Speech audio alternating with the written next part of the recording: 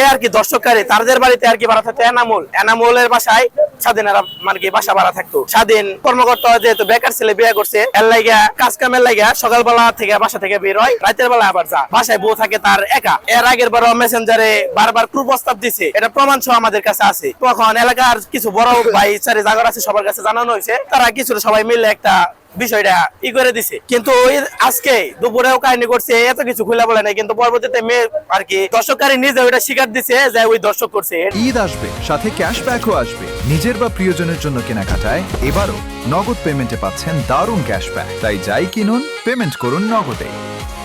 এই সন্ধ্যা 8টা সাড়ে 8টার দিকে আমরা হঠাৎ করে খবর পেলাম যে খোয়ারপাড় এলাকায় ধর্ষণ করা হয়েছে সন্দেহে একজনকে গণপিটুনি দেওয়া হচ্ছে।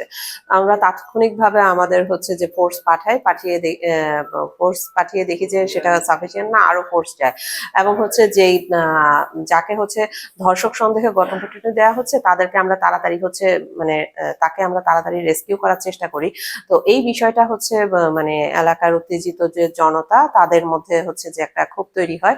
তো কিন্তু তারপরও আমরা সর্বশেষ যে ধর্ষক সন্দেহ যে ব্যক্তি তাকে আমরা থানায় আমাদের পুলিশ হেফাজতে নিয়ে আসি, এবং পাশাপাশি আমরা ভুক্তভোগী ও তার পরিবারকে বলি থানায় এসে আমাদের সাথে বিস্তারিত বলতে।